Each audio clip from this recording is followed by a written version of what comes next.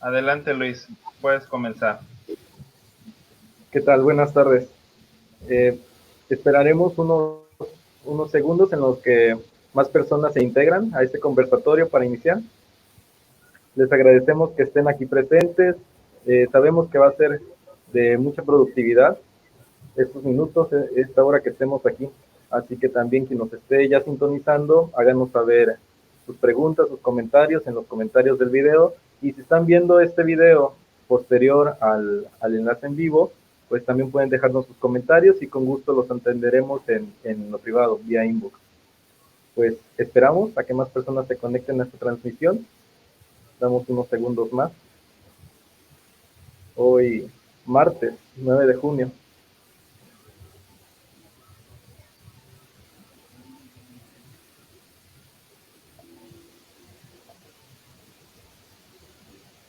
Eh, Ha pasado un minuto, tenemos algunas listas ya. Creo que es el momento de iniciar.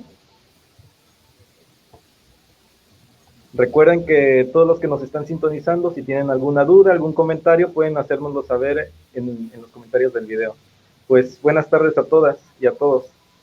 Gracias por sintonizar la transmisión en vivo de este conversatorio de finanzas personales después del COVID-19. Mi nombre es Luis Alberto Nava, trabajo como orientador de empresas de economía social en la Universidad Loyola del Pacífico, en Acapulco, y seré el moderador en este conversatorio. Durante una hora nuestros panelistas, Ramiro, Leonor, nos hablarán un poco de cómo llevar estas finanzas saludables posterior a toda la emergencia sanitaria que estamos llevando y cómo están cambiando a raíz del COVID. Pues, insisto, quienes tengan un comentario, háganoslo saber, con gusto los vamos a estar respondiendo, nuestros panelistas también. Pues bueno, dicho esto, quiero presentarles a Ramiro Acevedo. Él es uno de nuestros panelistas y es licenciado en comunicación por la Universidad Loyola del Pacífico. Es premio Ignacio Ellacuria al Servicio Social en 2012 y premio estatal 2013 al Mérito Juvenil en la categoría de labor social. Ha dedicado sus esfuerzos al desarrollo profesional en el tercer sector a través de la coordinación de programas de intervención comunitaria. En 2016 fue seleccionado como tallerista de la Conferencia Mundial del Voluntariado Juvenil realizada en México. Es egresado de la primera generación de orientadores de empresas de economía social en 2015 por la Universidad Iberoamericana de Puebla y en septiembre de 2017 concluyó la formación de dinamizadores de territorio en la Escuela de Economía Social de Andalucía, España. Actualmente es coordinador de proyectos de economía social en la Universidad Loyola del Pacífico a través de una cooperación de un convenio con la Fundación CRS México. Ramiro, muchas gracias por estar hoy aquí. Luis, muy buenas tardes. Leonor, un placer. Muchísimas gracias por la invitación y por generar este espacio de conversación y estaré con ustedes acompañándolos en la siguiente hora en este conversatorio. Muchas gracias, Luis. Gracias, Ramiro. Ahora presento a nuestra segunda panelista. Ella es Leonor Zárate, que actualmente colabora con la Fundación Catholic Relief Services como asesora de la metodología GAP en México. Ella inició su labor en las organizaciones de la sociedad civil en 2001 en el programa Ban Comunidad de la organización Centeotl AC como promotora de desarrollo, implementando una metodología basada en la experiencia del Banco Grameen, proyecto cuyo objetivo consistía en otorgar servicios bancarios a la población rural de más escasos recursos. Participó en el 2011 en el proyecto Agricultura para Necesidades Básicas, en la introducción e implementación de la metodología GAP en México por CRS. Entre sus capacitaciones recibidas está el análisis del crédito convocado por el Instituto Latinoamericano de Microfinanzas y Prodesarrollo en el 2011. También fortalecimiento de mujeres emprendedoras indígenas de Oaxaca, convocado por el Grupo Popular Con Mujeres AC y por la Comisión Nacional para el Desarrollo de los Pueblos Indígenas en 2014. Tiene un proceso de formación en grupos de autoahorro y préstamos para jóvenes, convocado por Catholic Relief Services Guatemala en 2016 y en El Salvador en 2017, una capacitación en educación financiera. Entre otras de sus capacitaciones está la acreditación como facilitadora certificada de nutrición afectiva por Fundación W.K. Kellogg y el Instituto de Nutrición de Centroamérica y Panamá en 2007. Bienvenida, Leonor. Muchas gracias. Es un gusto que esté aquí. Gracias, Luis. Hola, Ramiro. Un gusto estar contigo. Leonor, va a acercarse un poco más el micrófono para poderla escuchar. Ok. ¿Ahí me escuchan? Ahí está, muy bien. Ahí sí. Muy bien. Perfecto. Pues bienvenida, Leonor. Gracias, Luis. Gracias, Ramiro. Muy bien. Pues, ¿les parece bien si vamos comenzando? Por favor. Dialogando del panorama del ahorro en México. Pues platiquemos un poco del ahorro en México previo a la pandemia de COVID-19. Me gustaría que nos explicaran un poco cómo ahorraban los mexicanos. Iniciamos entonces con nuestra panelista Leonor. Les recuerdo que tienen 5 minutos cada panelista para poder expresar sus opiniones y seamos los más congruentes, y posteriormente si surge alguna pregunta o alguna duda se los iré comentando. Así que, Leonor, le dejo esta pregunta de cómo ahorraban los mexicanos previo al COVID-19. Bueno, en 2011 que se inició este proyecto en México, un piloto dentro del proyecto de agricultura para necesidades básicas, se implementó la metodología de grupos de ahorro y préstamo para que tuviéramos dentro de los proyectos que se están implementando en CRS, tuviéramos una forma de que los grupos pudieran ahorrar para todos los proyectos que tenían ya implementados.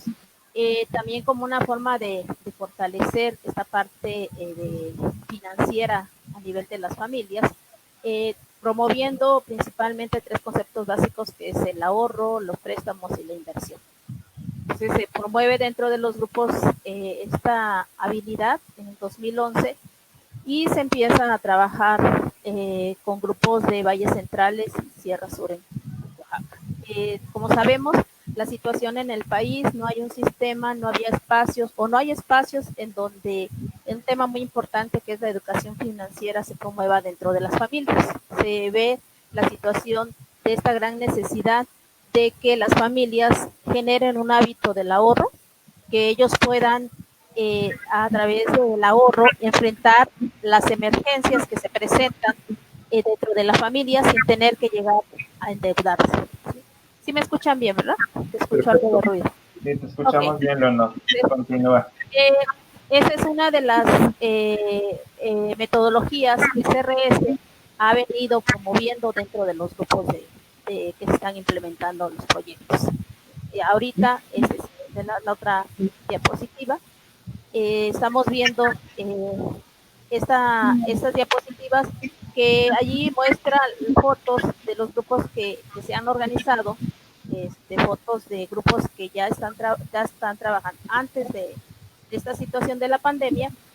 Y en este caso, como ya les había comentado, la importancia de que estos grupos se reúnan y generar un fondo en común, que la aportación de cada una de sus ahorros forme un fondo en el cual les permitiera ahí acceder a préstamos, los cuales pudieran enfrentar esas emergencias que se presentan dentro de los grupos, de una situación de pago de estudios, compra de la despensa en lo que llega a la mejor la remesa, la situación de una enfermedad que se presente. Entonces todo este espacio, estos grupos de ahorro, pues a medida van también promoviendo un poco la cultura del ahorro, ¿no? Dentro de estos espacios se van generando esta oportunidad de ir generando estabilidad dentro de las finanzas. Yo quiero que me digan si el tiempo, porque luego yo me voy de largo. Entonces, esta parte de la metodología, ese es lo que se estaba antes de la pandemia promoviendo. Los grupos se reunían, estaban juntando un fondo, ese fondo les servía para enfrentar estas situaciones, necesidades que tenían dentro de su familia, y hasta el momento pues venían de alguna manera fortaleciendo la parte organizativa, la parte del tejido, un poco de la construcción del tejido social dentro de los grupos, y pues estaba generando de alguna manera esta parte de iniciativas productivas también, ¿no? Que es una de las parte de la inversión que tenemos dentro de los grupos de ahorro, que también entender es que es importante tener un equilibrio entre lo que es la parte de ahorro, inversión y los préstamos. Sí, claro. Muy bien. No Muy sé bien, si hay... muy bien. Muchas gracias, Leonor. Eh, Muy interesante lo que nos comenta. Me gustaría que ahora Ramiro pudiera comentarnos desde su perspectiva personal y profesional cómo ahorraban los mexicanos previo al COVID-19. ¿En qué situación estaba México en cuanto al ahorro de las personas? Claro que sí, Luis, muchas gracias. Nada más en unos momentos ajusto la pantalla para que podamos ver la presentación que preparé para ustedes y con todo gusto vamos a ver lo que les preparé. Muy bien. Mientras pongo mi presentación, quiero invitar a todas las personas que están ya siguiendo la transmisión a que puedan escribir sus comentarios. Los invito a que pongan sus preguntas en el chat, a que compartan la transmisión. Este es un esfuerzo que la Universidad Loyola y CRS México hace para tener un espacio con ustedes con la finalidad de que podamos ir encontrando caminos de una forma sana en cómo llevar nuestras finanzas cuando logremos encontrar escenarios mucho más positivos después del COVID-19. Y si me confirman entonces, ya podemos ver la presentación. Moderador. Ya la vemos. Listo. Bueno, sí, de igual manera les pido de favor que me vayan indicando si ya me colgué mucho de tiempo porque también me gusta hablar mucho. Muy En el bien. caso de lo que quiero compartirles a las personas es una perspectiva más académica y es una perspectiva más de un ciudadano. Eh, la forma, hablar de cultura del ahorro en México es hablar de prácticas que van desde lo cotidiano, prácticas que la gente hace en casa y que inclusive se han venido desarrollando de generación en generación.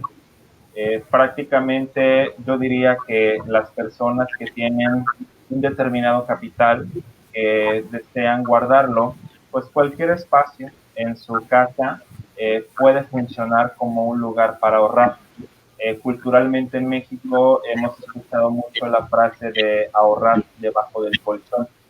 Sin embargo, pues creo que cualquier espacio en casa que puede ser oculto, inclusive a veces procuramos que sea un espacio donde el resto de la familia no lo encuentre o no lo vea, o en un lugar donde si una persona ajena a la casa llegase a entrar, no lo encuentre.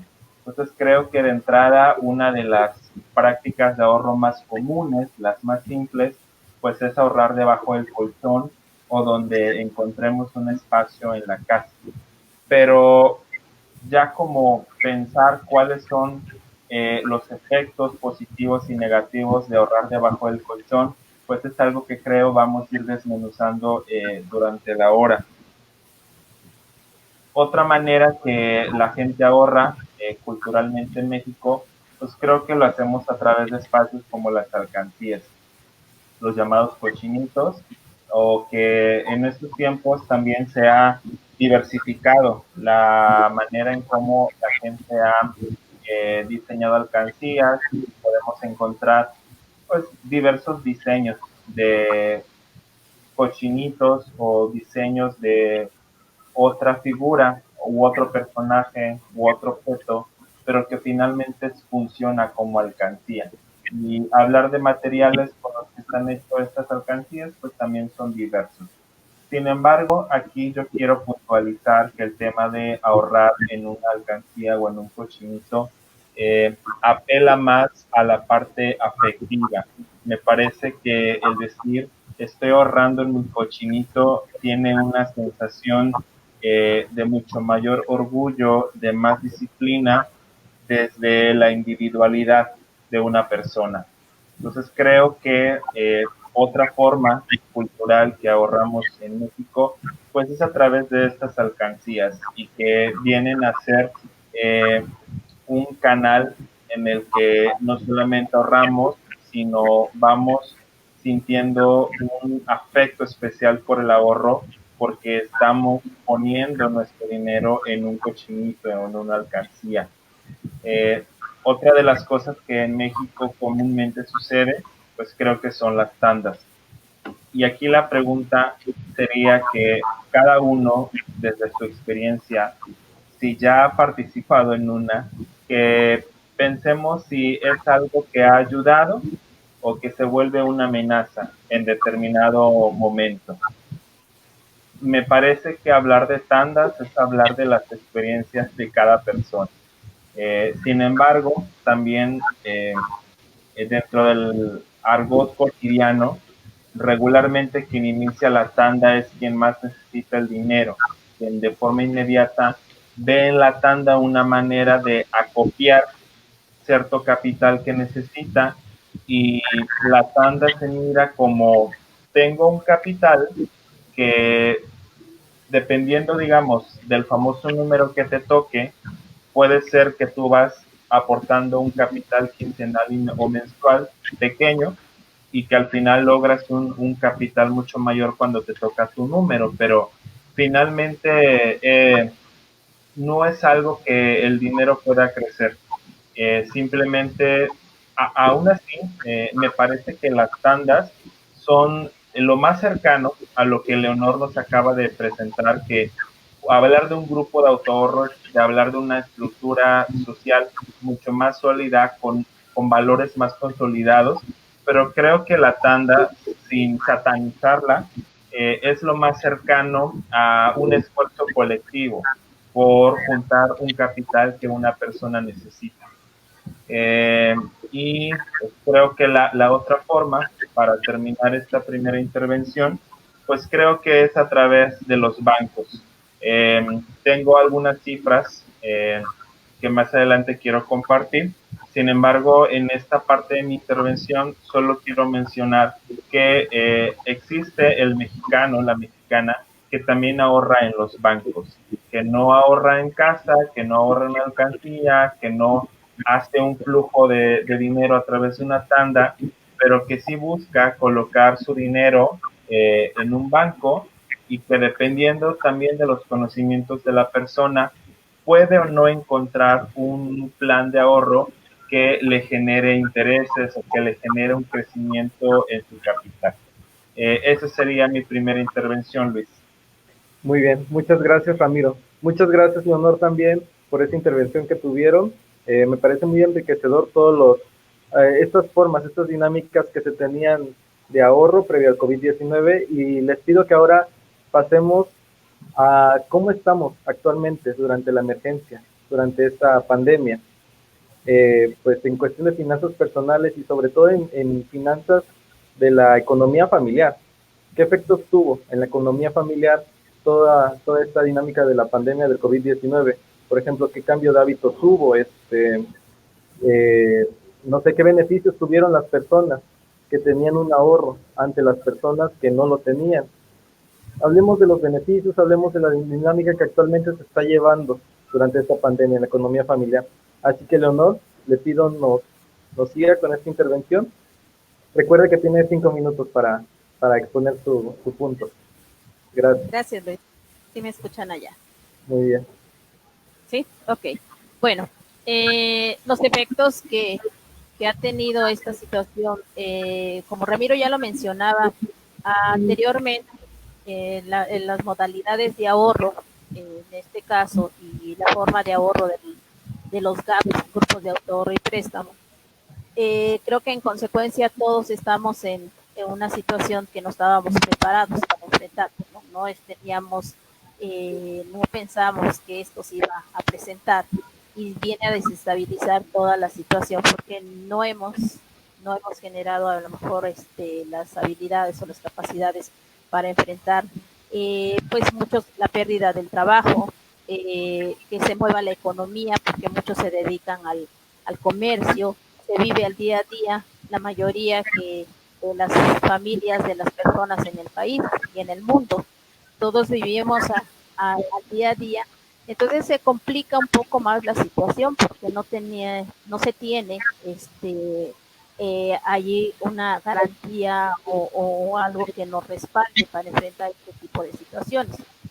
En este caso, todo lo que hemos observado dentro de los grupos de ahorro es estos efectos que se ha tenido mediante los cuestionarios, mediante estamos al pendiente de lo que se está usando en los grupos, es que han tenido que mover un poco o adecuarse a la situación, porque muchas veces en los grupos pues están en constante semanalmente ahorrando. Entonces se convierte en una situación en donde dejan de ahorrar cuando están generando el hábito del ahorro y se están buscando otras medidas, otras alternativas para poder seguir ahorrando sin perder ese hábito. Los grupos están buscando de alguna manera medidas para tener esos cuidados de salud dentro de los grupos. La situación se siente, pues al principio decían, bueno, ¿y qué va a suceder? ¿Qué va a continuar? No estamos vendiendo, no estamos trabajando, estamos en casa esperando a ver qué sucede, pero también se requiere del dinero, ¿no? Muchos de los grupos de ahorro suspendieron reuniones, se suspendieron esas reuniones para evitar contagios. Otros más se siguieron reuniendo, tomando las medidas pertinentes recomendadas por la Secretaría de Salud, de la sana distancia, de tener cubrebocas, de tener de reunirse en espacios más abiertos, al aire libre, y muchos otros pues están a la espera, como ya le habíamos dicho, de que todo esto pase y continuar ahorrando. Los ahorros sirvieron para estar allá a la espera, que esto ellos van saliendo al día y esperando a que este ahorro sea una alternativa para enfrentar la situación más crítica, ¿no? No se han distribuido los ahorros, están esperando allí como esa alternativa. También de alguna manera cambió las dinámicas dentro de estas reuniones de esta organización que ya se tenía como grupo. Los grupos habían servido mucho de espacio para poder, o han servido mucho de espacio para poder hacer ventas, para dinamizar un poco más la economía local o a nivel de grupo. Entonces esta situación les mueve bastante en este sentido y sí se llega a resentir, ¿no? Donde es posible, las redes sociales como el WhatsApp, de la llamada telefónica, mantiene un poco más allá comunicados a los grupos. Esto es una parte también, pensamos en la parte económica, pero también pensamos en esta parte emocional, porque dentro de los grupos, pues el espacio de los grupos es un espacio para poder compartir experiencias, vivencias, el día a día. Entonces, el estar aislados o estar en la cuarentena, pues siempre nos mete en una situación emocional que decimos, bueno, yo pues creo que ya me siento triste, desanimado.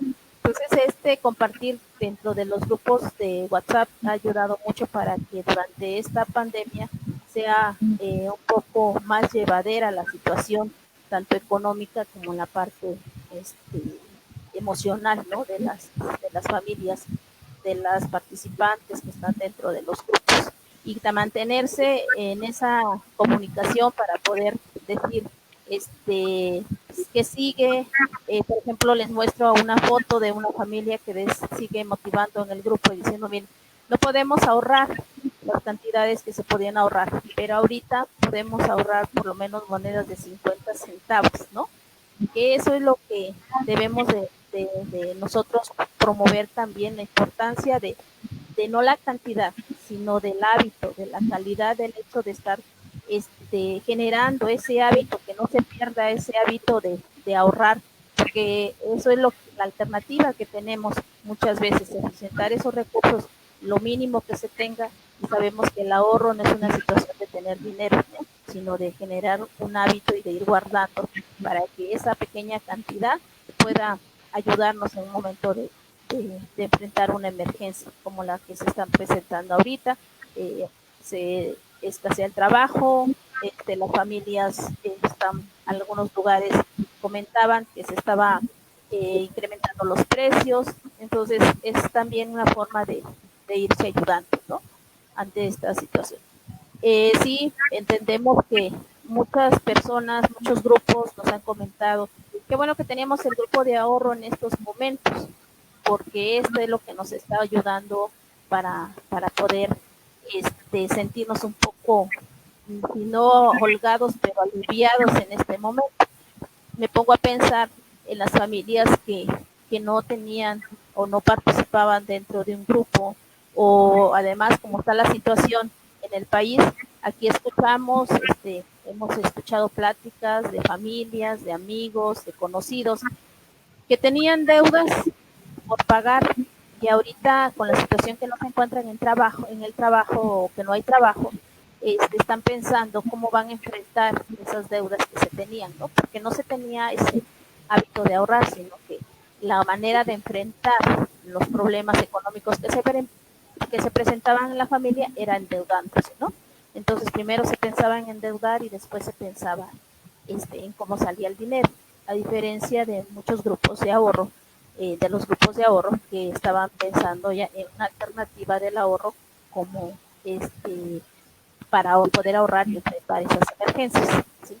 Entonces, eso es importante que se han cambiado, si hay efectos, que sí hay momentos desanima, en momentos, pero también vemos los beneficios que ha tenido el hecho de ir iniciando con ese hábito, de ir buscando dentro de esa parte organizativa que tienen los grupos, que se reúnen a veces en familia, que se reúnen conocidos, que se reúnen de manera local, en el barrio, en la colonia, ese beneficio de que nos permite también hacer esa comunidad, hacer esa organización comunitaria y esa solidaridad que debe de haber dentro de los grupos y la ayuda mutua, ¿no? Entonces ahí mismo dentro de los grupos se están promoviendo el hecho de sus compras dentro de lo común, ¿no? Compras en común, que es buscar la manera de cómo ellos, entre ellas mismas, se hace la economía solidaria o la economía social, de comprarse la que vende el tomate, la que tiene pan, la que tiene, y genera un flujo, que el dinero vaya circulando, ¿no? Que haya un flujo económico, porque al no haber el dinero circulante, se empieza a escasear, se empieza a generar una crisis más sentida, ¿no? Entonces se espera que dentro de los grupos, o los grupos esperan que esa organización que ya han generado sea esa también una alternativa dentro del económico y dentro de lo comunitario, social o solidario. Espero no haber llevado más tiempo. Muy enriquecedor, muchas gracias. Sí, no, me parece muy interesante lo que nos comenta, el cómo las personas que ya tenían este hábito del ahorro no lo han perdido a pesar de todos los sucesos que hemos estado observando. El cómo que ya se les hizo un hábito, lo siguen haciendo y están perdurando de una forma innovadora, están innovando y están actuando y están involucrando a su familia también. Pues le agradezco mucho su participación. Entonces, Ramiro, el mismo tema, la misma pregunta. Situémonos en el panorama actual, donde la economía familiar está cambiando, donde pues, las finanzas personales también están cambiando durante esta cuarentena. Así que coméntanos, ¿qué efectos tuvo en la economía familiar el COVID-19? Gracias, Luis. Voy a preparar también la pantalla para poder presentar lo que hice para este conversatorio. Y mientras lo preparo, vuelvo a invitar a las personas que están con nosotros a que compartan el video, a que nos pongan sus comentarios, si tienen alguna opinión respecto a lo que estamos platicando. Si tienen una pregunta, es bienvenido todo para ir generando conversación y que podamos interactuar con todos ustedes. Así que esa es la invitación y ahora ya quiero presentar lo que preparé. Esto es una continuación de lo que mencioné en mi primera intervención y ahora quiero poner sobre la mesa datos duros, es decir, cuántas personas o cuántos ahorran en México. De todos los millones de personas que somos en este país, cuántos somos los que ahorramos. Y primeramente quiero presentarles estas cifras. Son cifras de un promedio de 8 o 10 años atrás, de fuentes como la OCDE, en el caso de la cifra de la parte media. También tenemos fuentes como la Conducef y Consulta Mitofsky, Servicios Financieros de México. Estas tres organizaciones, a través de una empresa de seguros, no es prudente que mencione la marca. Sin embargo, los datos me parecen interesantes y relevantes sobre lo que estamos hablando. Este estudio publicado indica que el 43% de la población en México menciona no tener una reserva de dinero en caso de una emergencia. Estamos hablando que casi el 50% de la población que fue encuestada no tiene un capital o un ahorro que le pueda funcionar a partir de una situación de emergencia y cómo ir sobrellevando la emergencia, válgase la redundancia. En un comparativo, las personas en Europa aportan hasta 5 veces más del porcentaje de sus ingresos para su vejez.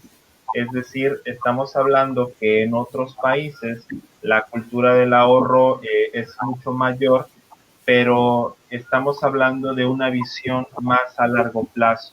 Estamos hablando no solo de ahorrar para situaciones de emergencia, sino para ahorrar para una etapa de vida específica. Y regresando a nuestro país, la Conducef menciona que el 84% de los mexicanos no acostumbra a ahorrar. Es una cifra muy alta, casi un 90%, muy cercana a la otra triste realidad en la que se presentan los números de cuántas personas leen en México. Y ese estudio de la Conducef menciona que el 84% de los mexicanos no acostumbramos a ahorrar. Ahora bien, si estamos hablando que un 84% no ahorra, entendemos entonces que hay un 16% que sí lo hace. Ahora bien, ese 16%, ¿cómo lo ahorra? ¿Cuáles son sus prácticas? Bueno, de ese 16%, la mitad, que es la que mencionó que sí ahorra, lo que hace es ahorrar únicamente para resultados a corto plazo. Es decir, solamente ahorran para metas que no conlleven utilizar el dinero en no más allá de 6 meses, de un año, de 3 años. No hay una visión a futuro como lo veíamos en la cifra de los países europeos que ahorran hasta 5 veces más de sus ingresos para la vejez.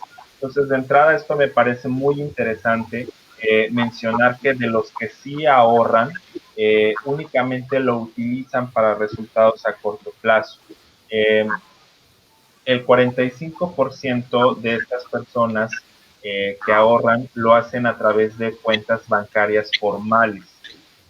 Estoy hablando de bancos, llámese el nombre del banco que ustedes quieran, que se les venga a la mente. Sin embargo, a pesar de que hay un 45% de personas en México que sí ahorran en bancos de manera formal, únicamente el 8.5% lo hace de forma consciente, conoce un plan de ahorro, es decir, fue al banco, aperturó una cuenta y tiene claro cuál es el plan de ahorro que el banco le ofrece. Estamos hablando entonces que hay otro porcentaje más alto de personas que solo abren una cuenta, pero aportan y ahorran de forma informal, sin tener establecida metas de ahorro, sin tener en cuenta el 100% de los beneficios que un banco le puede dar. Entonces, estamos viendo que son cifras muy polarizadas. Por una parte, sí hay un 45% de personas que ahorran en bancos, pero el 8.5% es el único que lo hace al máximo, es decir, es como tener un teléfono smartphone y no saber todo el potencial que tiene ese smartphone. Así ahorran las personas en los bancos. Llevan su dinero a un banco, pero no conocen al 100% todo lo que el banco puede hacer por ellos. Si también vemos a las entidades financieras, no de la forma a veces también satanizada como también de pronto los que nos dedicamos a la economía social a veces hablamos de los bancos. Y ahora bien, 4% de las personas que sí ahorran en estos bancos, pues sí tienen diseñado un plan de ahorro definido, lo que mencionaba. Tienen establecidas metas, tienen definido bien cuáles son los intereses que el banco les va a ofrecer, tienen claro en qué momento es bueno invertir, en qué momento es prudente mantener el dinero en el banco, saben hacia dónde van con su dinero y tienen diseñado pues todo un plan de ahorro y para qué lo van a utilizar. Y no solamente para cosas a corto plazo, sino también para largo plazo. Ahora bien, ¿para qué ahorran los mexicanos? Ya vimos estas cifras de las personas que sí ahorran y cómo lo hacen. En esta misma fuente, Mercawise, en 2018, en un artículo que publicaron en Internet, explican ellos que regularmente las personas ahorran para comprar algo, ahorran para salir de vacaciones, ahorran para invertir, generar más ingresos y ahorran para la vejez. Entonces, observamos también comportamientos diversos en cuanto a en qué utilizamos el dinero.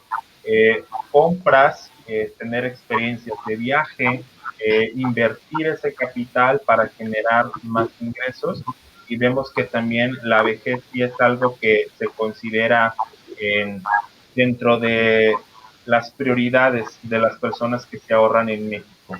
Entonces, yo hasta aquí quiero dejar la presentación que hice y mi última parte la estaré dejando para la última intervención. Muy bien. Muchas gracias, Ramiro. Sin duda es una cantidad mínima de personas, de mexicanos que estamos ahorrando actualmente. Es un panorama en el cual tenemos que trabajar, que debemos esforzarnos y justamente por eso, ahora hablemos del, de la incertidumbre económica que esto va a generar. Hablamos de una pérdida de empleos, hablamos de un incremento de costos de la canasta básica, un incremento de costos de vida. Entonces, en su experiencia, Leonor, en su experiencia, ¿qué estrategias financieras de finanzas saludables debemos de adoptar para que podamos tener una cultura del ahorro y para que podamos sobrellevar esta emergencia sanitaria y recuperarnos, recuperar esa resiliencia que deberíamos de tener? Gracias, Luis. Retomando un poquito lo que comentaba Ramiro, sí entender también que en esta parte muchas de las familias, esta toma de decisiones y desconocimiento también de todas las alternativas que tenemos en esta parte de la inclusión financiera en las familias, es por el desconocimiento que se tiene, ¿sí? Porque realmente tomar decisiones sin conocer obviamente nos lleva a una situación de riesgo en las familias. Esta situación se vivía antes y ahorita es la misma también que permanece después o esos retos que tenemos ahorita ante esta pandemia. Eh, la familia debe tener un equilibrio dentro del manejo de sus finanzas, sean pocos, sea mucho los ingresos que están dentro de la familia, porque si no tenemos un equilibrio, simple y sencillamente ponemos en riesgo a la familia, entonces nos ponemos más vulnerables, volvemos a una situación, si estamos en una situación de pobreza, podemos poner en más riesgo todavía aún esa situación. Y es un desconocimiento porque también no hay los espacios, ¿no? Como Ramiro puso las cifras, estas cifras son porque pues obviamente las familias tienen que conocer, tienen que saber, y en este momento tenemos la oportunidad de poder compartir en estos espacios, pues es un medio también para poderlo hacer, utilizarlo, eficientar este tipo de recursos, aprovechar los recursos que tenemos para poder hacer llegar la información. Si antes lo hacíamos de forma personal, ahorita estamos utilizando estos medios para hacerlo.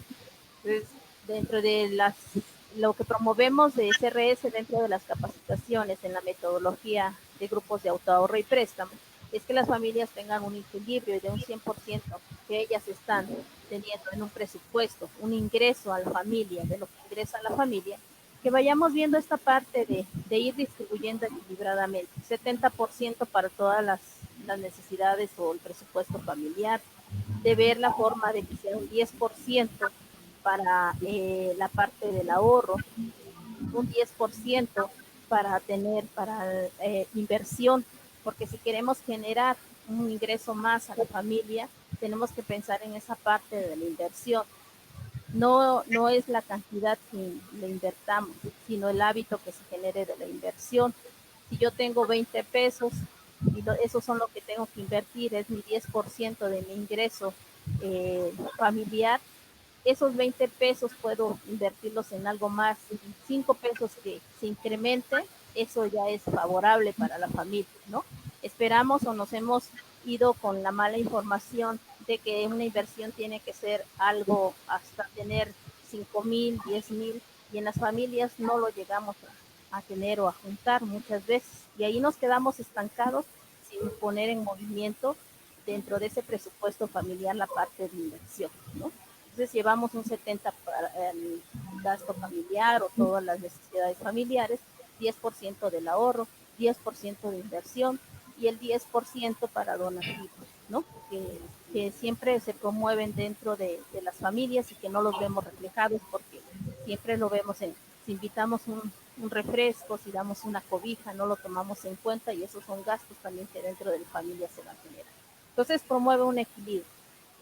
Y como les decía, aprovechar los recursos que se tienen al alcance de los grupos económicos, naturales, humanos, tecnológicos, y así como desarrollar esas capacidades que debemos de ver dentro de las familias, que se deben de retomar, ¿sí? Como la siembra son familias que viven en zonas que todavía 1 metro de terreno tenemos para sembrar, si 5 pesos podemos ahorrar para no comprar el cilantro, pero lo podemos sembrar en una maceta, ahí está la promoción de esa habilidad, de sembrar, de buscar mecanismos.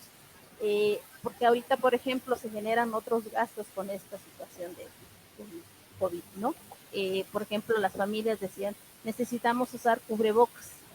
Ahora las familias tienen que ver esa parte de un gasto de gel, de alcohol, de otras necesidades que tenían. Ese es el reto también, buscar esos mecanismos de cómo nosotros generamos más habilidades para encontrar alternativas dentro de los mismos grupos, ¿no? Y seguir promoviendo y fortaleciendo este tejido comunitario, que a pesar de este distanciamiento que se tiene, tengamos la comunicación, la organización dentro de los grupos, que el intercambio de experiencias nos sirva para poder darnos cuenta que hay otras personas que en la misma situación se encuentran y que también están saliendo adelante ante esta situación que se presenta. Pero seguir promoviendo los grupos, seguir promoviendo el ahorro, se van a tener que hacer cambios dentro de las reglas de la integración de los grupos, a lo mejor espacios más amplios, a lo mejor grupos más pequeños, ya vamos con grupos que se van a dividir para seguir teniendo y mantener esta situación y tener seguir fortaleciendo esta parte de habilidades dentro de las familias, dentro de los integrantes y mantener este tejido social que si antes se encontraba un poco fracturado, hoy obviamente se queda en la incertidumbre, ¿no? Y seguir promoviendo la parte también de acompañamiento a las familias, independientemente que no lleguen a las reuniones. Veo mucho en los grupos de WhatsApp que se están comunicando, están diciendo, mira, esto está sucediendo aquí, mira, yo estoy haciendo o me está pasando a nivel personal esta situación. Eso es muy importante también. Si vemos la parte económica, todo es un conjunto.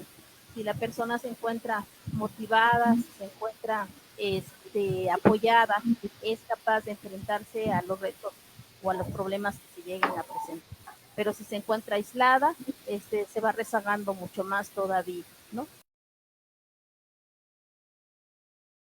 De esta situación, encontrar los mecanismos, buscar los espacios como las redes donde se pueda hacer y donde no puedan llegar o no tengan la posibilidad de poder llegar a este tipo de información, buscar el medio, ¿no? Hay personas que tienen la posibilidad de una espacio, por ejemplo, en San Jerónimo Tabiche, ¿no?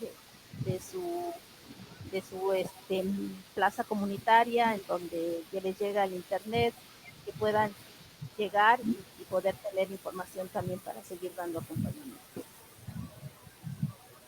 Sí, Leonor, muchas gracias. ¿Algo más que quiera comentar? Sí, es mi compartida aquí con ustedes. Muy bien. Sí, Leonor, muy interesante lo que nos comenta. Cómo después de toda esta pandemia, cómo ya no estar aislado y cómo retomar todas estas actividades, por ejemplo, con los grupos de ahorro que se están haciendo, cómo retomarlos y cómo adaptarlos ante esta nueva realidad. Y sobre todo no dejar el ahorro para aquellas personas que ya tienen esa costumbre de hacerlo y para los que aún no la tienen.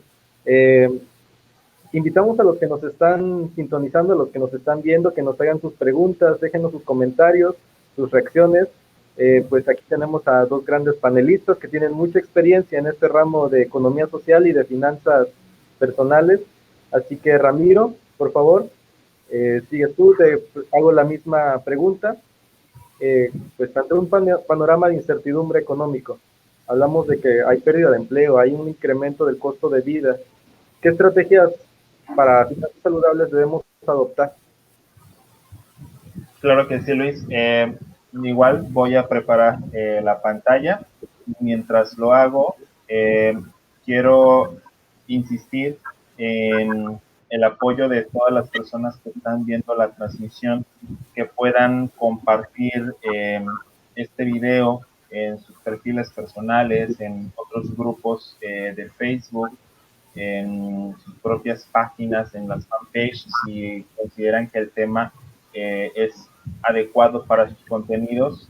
Para nosotros será de mucha ayuda llevar esta información, compartir estas reflexiones a otras personas que seguramente necesitan claridad en lo que viene después de la epidemia.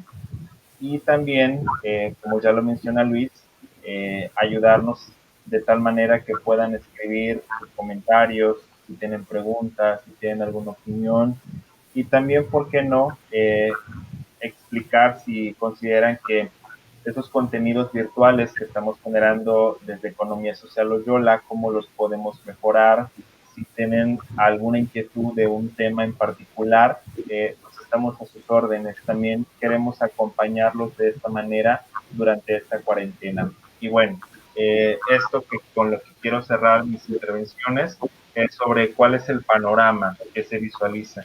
Y para ello retomé también cifras y porcentajes de un artículo de una revista, Retailer México, que publicó justamente en abril del 2020.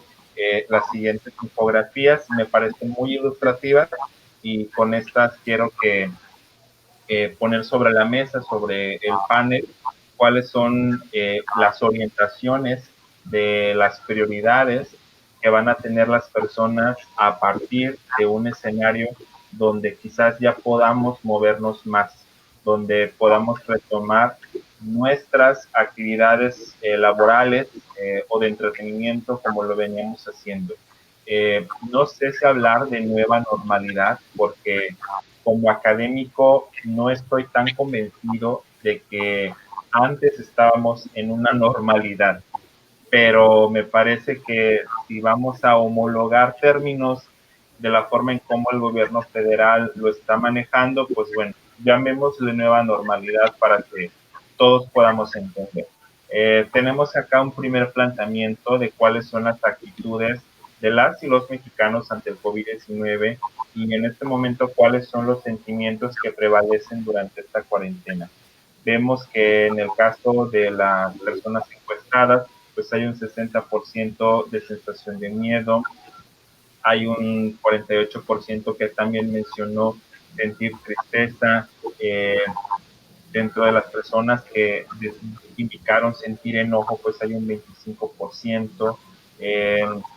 Son porcentajes mínimos, es sentimientos, digamos, de mayor esperanza, de fe. Estamos hablando de que las personas han desarrollado más afecto en esta cuarentena en un 7%, o al menos así lo expresaron las personas que participaron en este estudio, y un 2% siente alegría. Y pues bueno, creo que la mexicanidad habla por sí sola en estos porcentajes finales, porque a pesar de un panorama oscuro, pues siempre encontramos la manera de hacer alegre todo, de encontrar la mofa, la burla dentro de lo que puede ser triste. Pero vemos que en su mayoría los sentimientos que prevalecen pues son aquellos que orientan a escenarios de mayor desesperanza. En el caso de la parte de la economía, pues las cifras que les comparto son estas. Un 74% piensa que muchos negocios se van a ir a la bancarrota. 68% piensa que la economía se verá muy afectada y hay un 29% que va a mostrar cierta resistencia a productos que provengan de China, cuando en México desde hace muchos años estamos inundados de productos chinos que inclusive le han ganado terreno a los productos hechos por manos mexicanas, que tienen que ver incluso en el campo de las artesanías, el famoso Made in China o hecho en China. Pues en esta percepción actual, pues hay un 29% que habla que va a sentir dudas sobre comprar productos que vengan de ese país. Y en el caso de los gastos, pues aquí me parece que son cifras que abonan mucho a lo que Leonor ha venido expresando de forma muy acertada sobre cuáles son las decisiones de familia y las decisiones de pareja o las decisiones individuales, dependiendo del contexto del hogar, pero cuáles son las prioridades de los gastos. Y estoy seguro que eso también dependerá de pues, cuál es el estilo de vida que antes de la epidemia cada familia mexicana tenía. Evidentemente, si estamos hablando de niveles socioeconómicos de mayor pobreza, de pobreza extrema, pues quizás hablar de viajes, de entretenimiento no digital, quizás no representen, no quizás, estoy seguro que no va a representar mucho estas cifras para esos niveles socioeconómicos, que lamentablemente también es la mayoría en México. Pero el porcentaje, al menos que ofrece el estudio de la revista, pues es el siguiente. ¿Cuáles serían las nuevas prioridades de los gastos de los mexicanos? Bueno, se habla de que vamos a gastar un 26% más en salud, un 23% más en higiene, un 22% más en la compra de seguros de cualquier tipo. Y en los casos de las industrias que van a bajar, pues son en viajes, es un menos 11%. Habrá, digamos, mayor cautela en estar gastando en actividades que impliquen viajes, en entretenimiento que no implique lo digital, es decir, aquello que tenga yo que salir y tener una actividad al aire libre o en un espacio de una multitud, pues estamos hablando de que un menos 6% de personas estarán gastando en eso. Es decir, ya no vamos a gastar tanto en entretenimiento que no sea digital, porque llevamos casi 3 meses y nos estamos acostumbrando a entretenernos en casa. Y hay un menos 5% de personas, en cuanto al gasto, digamos, ya no se va a invertir mucho o gastar mucho en muebles o en artículos para el hogar, pues precisamente porque va a haber algunos efectos en los que se va a dar prioridad a el bienestar personal, no importando si tenemos las mejores camas o las mejores sillas o el mejor comedor o una casa hermosamente amueblada, sino que las quincenas de los mexicanos se van a orientar hacia la sobrevivencia o la supervivencia del cuerpo, como sea el término mejor aplicado. Entonces, ahí tenemos unas cifras que nos dan mucha luz. Y en el caso de los hábitos de vida, pues 60% de las personas piensan que habrá más conciencia acerca de los valores familiares y de la apreciación de la vida. Un 78% menciona que el COVID va a dejar un cambio permanente en su vida, no importando de forma negativa o positiva, pero va a dejar un cambio. Un 57% cree que el COVID-19 va a dejar mayor conciencia ambiental y un 69% pues en abril, cuando se hizo esta investigación, pues había mencionado que sí se iba a quedar en su casa durante la cuarentena.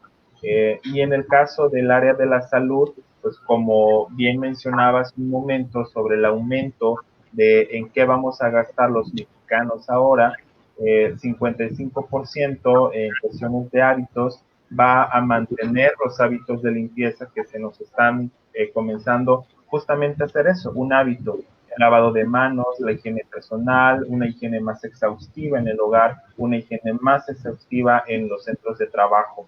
Un 87% de las personas va a procurar tener todo su cuadro de vacunas completo, o bien va a buscar ponerse la vacuna en caso de que se pueda desarrollar la vacuna contra el COVID-19. Y un 41% cree que el sistema de salud colapsará. Recordemos que esto que les estoy poniendo es una investigación de abril, estamos ya en junio, y pues bueno, esto de hablar de que el sistema de salud ya colapsó o está por colapsar, pues es algo que yo no estaría en nuestras condiciones ahorita de decir algo así. Pero ese es el panorama de cuáles son lo que las personas han mencionado. Y bueno, ¿qué estrategias se deben de aplicar? Pues yo quiero cerrar esta intervención con una reflexión que enlaza mucho a lo que ha venido platicando Leonor. Creo que como seres individuales ya ha quedado claro cuáles son nuestras prácticas de ahorro, cuáles son nuestros hábitos, cuál es la forma en cómo estamos tratando de salir adelante, como hablamos mucho en este país. Sin embargo, me parece que una de las estrategias que se tienen que considerar es que debemos mirar, así como Leonor explica muy bien cómo los grupos de autoahorro se vuelven un soporte de motivación, un soporte emocional y un soporte para mantener disciplina y compromiso.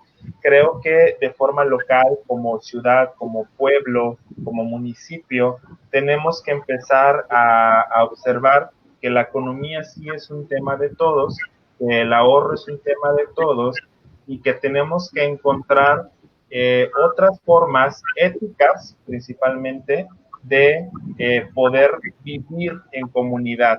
En un claro ejemplo como Acapulco, me parece que durante muchos años como acapulqueños siempre nos creímos el cuento de que nuestra única vocación era la turística, que en Acapulco solamente servimos para hacer turismo, servimos para atender personas en hoteles, en restaurantes y atender personas en algún lugar de interés turístico.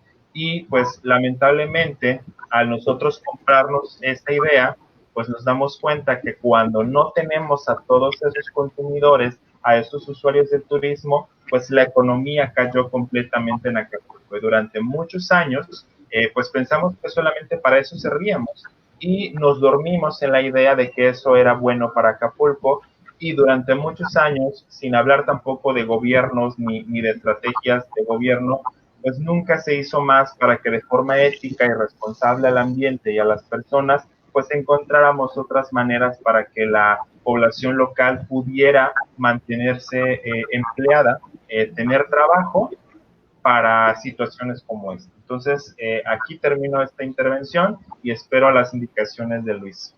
Muchas gracias, Ramiro.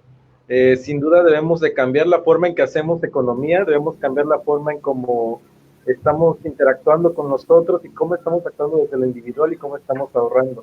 Tenemos ya algunos comentarios, ya nos están visualizando desde la diócesis de El Salvador. Tenemos algunos saludos de Lulú Carachuri, de Marta, de Silvian, Así que muchas gracias por sintonizarnos y estar al pendiente de este conversatorio. Pues vamos cerrando un poco esta conversación, vamos cerrando con las reflexiones finales y les pediría a los dos panelistas que nos comenten cuáles son esas reflexiones finales, a qué nos invitan a los que estamos escuchándolos y viendo esta situación, este cambio de paradigma que debemos de tener.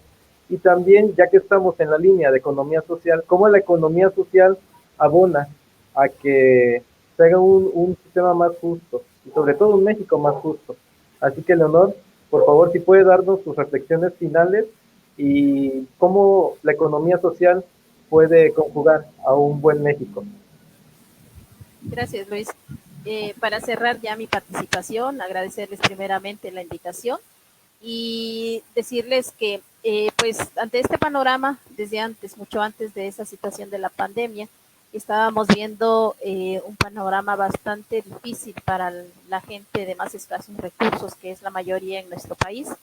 Entonces, ahorita que cambia y que se crudece más esta situación, es muy importante que mantengamos esa parte organizativa, esa parte comunitaria, esa parte de seguirnos organizando y buscar las alternativas y eficientar muy bien los recursos que tenemos a nuestro alcance. Ya nos dimos cuenta que no, como Ramiro bien lo dijo, nos cambian los panoramas de un momento a otro y la parte de residencia es una parte que debemos de tomar mucho en cuenta para las familias, aunque claro, a veces esta situación no es tan fácil poderla enfrentar, pero es importante que podamos nosotros mismos redoblar esfuerzos, armar redes.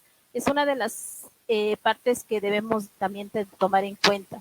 De estas redes, de este intercambio de experiencias, de unir esfuerzos, de buscar las alternativas locales, municipales, estatales, federales, porque si nosotros seguimos trabajando de manera individual, si no ponemos un poco más de nuestra parte para poder organizarnos, para ser solidarios, para esa ayuda mutua, y estas tipo de iniciativas o de experiencias, compartirlas. Si a mí me funcionó compartirlas, de promoverlas, simple y sencillamente nos vamos a estancar. Si no evolucionamos, vamos a seguir estancados.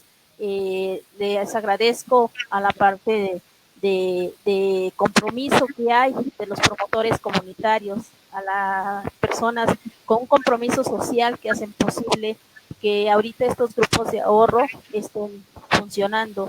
CRS mucho toma en cuenta esta participación de la gente de cambio, de esta toma de decisiones desde las comunidades, desde la base comunitaria, que es muy importante para salir adelante ante estas adversidades de crisis y salir adelante y sacar adelante a las familias, ¿no?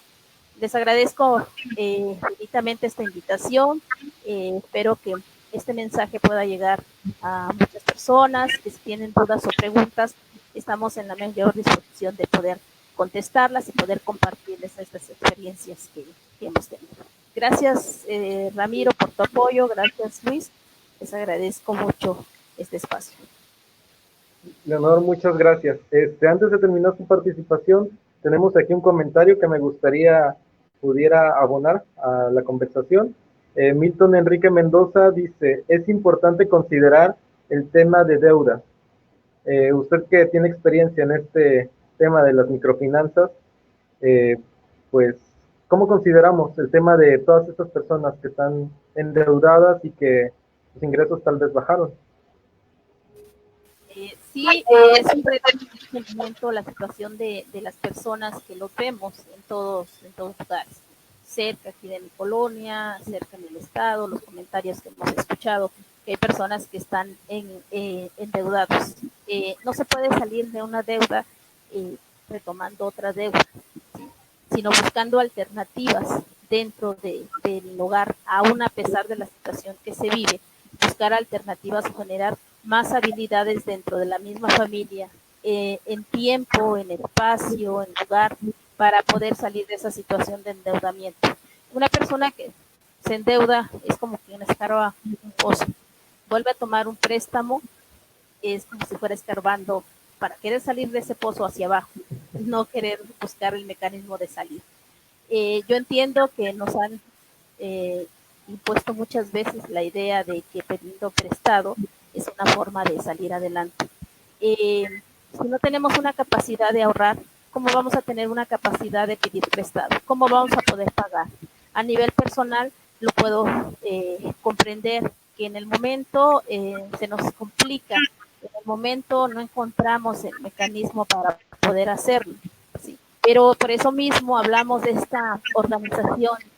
Primeramente, nosotros somos el centro y quien está a nuestro alrededor, lo que nos afecte a nosotros, o las buenas decisiones o la toma de decisiones que tengamos y que nos funcione, a quien primero va a afectar va a ser a la segunda, como el efecto de tirar la piedra en el agua, el efecto onda. Somos el centro y va a impactar a quien está más cerca de nosotros, que es la familia.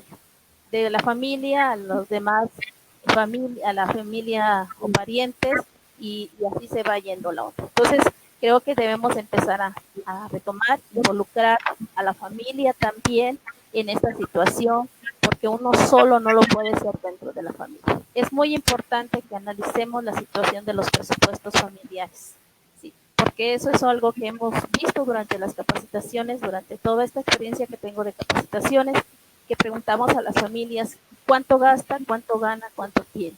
Y generalmente no tenemos el conocimiento, desconocemos totalmente, ¿no? Al integrarlos a los grupos de ahorro es una forma de ir conociendo, de ir generando esa habilidad, de ir armando un presupuesto familiar, que es muy importante para que las familias puedan encontrar un equilibrio económico, un equilibrio en sus finanzas, y que también eso le permita a las familias ir solucionando también otras situaciones personales, sociales que se vienen por ende con esta situación económica personal, ¿no? Entonces, sí es un poco complicado muchas veces entender, porque muchos decimos, bueno, es que si ya debes, tenemos que ir buscando la manera de cómo ahorrar. ¿Qué podemos dejar de gastar para poder ahorrar? ¿Sí? Definir entre lo que quiero y lo que necesito dentro de la familia es algo que debemos de analizar. Y muchas veces no lo analizamos y vamos simple y sencillamente, nos va llevando, el consumismo nos va llevando una situación de llenar, a lo mejor, por ejemplo, queremos comer, pues compramos algo que está más caro y que no nos nutre. En cambio, si vemos dentro de nuestra zona qué es lo que tenemos, podemos ir balanceando esa situación de un presupuesto familiar. Y pues esperemos más adelante tener un poco más de espacio para poder compartir con ustedes algunas propuestas. Gracias. Muchas gracias, Leonor. Sin duda debemos de abrir más espacios, no solamente nosotros, sino cualquier organización, cualquier colectivo debe de abrir estos espacios de comunicación y de diálogo, y sobre todo enfocados a la economía social y a las finanzas que están cambiando hoy en día. Pues agradecemos a todos que nos están sintonizando, que nos están comentando en Facebook. Pues para ir cerrando entonces, le pido a Ramiro que nos dé sus reflexiones finales. Tenemos ya algunos comentarios más, así que Ramiro, por favor, si puedes darnos tus reflexiones finales sobre el conversatorio que hemos tenido hoy, sobre las finanzas personales después del COVID-19 y cómo la economía social pues abona un sistema más justo. Muchas gracias, Luis. Bueno, lo que quiero compartir de reflexión, creo que va a ser lo más romántico que haya aportado durante el conversatorio, pero me parece que desde la experiencia de la coordinación de proyectos de economía social de la Universidad Loyola del Pacífico y lo que bien ha venido enseñándonos como nuestros mentores académicos y morales, la Ibero Puebla, la Escuela de Economía Social Andaluza, creo que tenemos que entender, o a partir de esta experiencia, si no nos cae el 20 de que justo como la economía social lo señala, nosotros como personas, como grupos o como equipos de trabajo coordinados, tenemos que trabajar para que exista trabajo. no tenemos que trabajar para que exista dinero. Si nuestro objetivo, como la economía social lo explica, en el que nosotros tenemos que el dinero es únicamente un medio, es únicamente un canal para llegar a otros fines, más no es el objetivo, ahí es donde vamos a ir entendiendo cómo nuestras prácticas de consumo y de hábitos tienen que ir adaptándose a esta, insisto, no soy tan partidario de llamarle nueva normalidad, pero válgase la expresión, es lo que hay.